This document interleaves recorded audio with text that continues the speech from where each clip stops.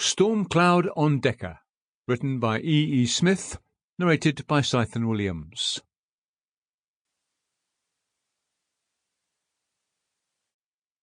Chapter 1. From a Seed.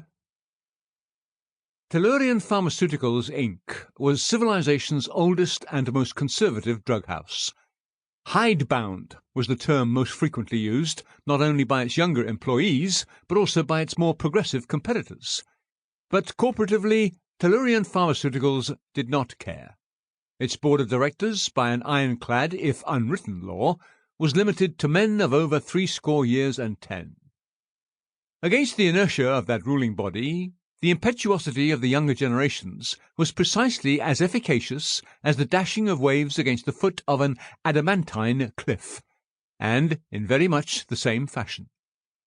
Ocean waves do, in time, cut into even the hardest rock, and every century or so, Tellurian Pharmaceuticals, Inc.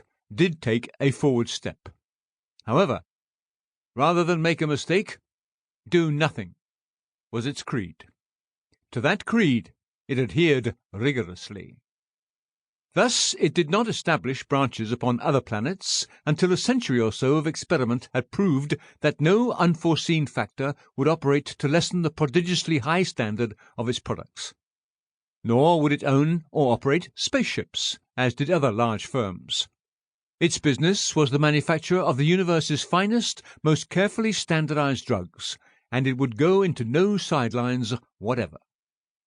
Even the location of its head office, directly under the guns of Prime Base, bore out the same theme. Originally it had been in the middle of the city, miles away from the reservation, but as Prime Base had expanded, the city had moved aside. Tellurian Pharmaceuticals, however, would not give way. It stolidly refused to sell its holdings even to the Galactic Patrol. It would not move until the Patrol should condemn its property and compel it by law to vacate. Into that massive grey building there strode a tall, lean, grey man into an old-fashioned elevator, operated by a 70-year-old boy, into a darkish, severe room whose Rock of Ages furniture had become pricelessly antique. Without a word he handed a card to the receptionist, a prim spinster of some 50 summers. Ezekiel R. Stoneley, M.D., SCD, Consultant in Radiation, she read precisely into a communicator, by appointment. Let him come in, please. Dr. Stoneley entered the private office of a vice president, a young man, as TP's executives went, a man scarcely 60 years of age. All ready, the consultant reported briefly.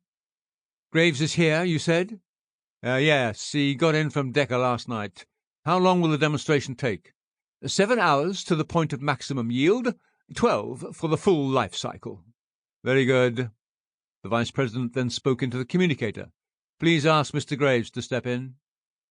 Graves, the manager of TP's branch upon the planet Deka, planetographically speaking, Decanor 3, was a short, fat man, and he possessed, upon the surface at least, the fat man's proverbial geniality and good nature. Mr. Graves, Dr. Stoneley. Mighty glad to meet you, Doctor. Graves shook hands effusively. Splendid accomplishment. You've been working on it 5 years or more, I hear. 6 years and 2 months, the scientist said precisely. I cannot accompany you, of course, the Vice President interposed busily, and you appreciate that the less of communication or contact hereafter, the better. Good day. The two went out, took a cab, and soon were in Dr. Stoneley's ultra-private laboratory. It was a large room, artificially lighted, lined throughout with sheet metal which, when properly charged, formed a barrier through which no harmful radiation or particle could pass. The scientist snapped on the wall shield and set to work, explaining each step to his visitor. Here are the seeds. For the present, you will have to take my word for it that I produced them here. I will go through as many cycles as you please. Here are the containers, miniatures you will observe, of the standard hydroponics tanks. The formula of the nutrient solution, while of course crucial, contains nothing either rare or unduly expensive. I plant the seed, thus, in each Sample complete. Ready to continue?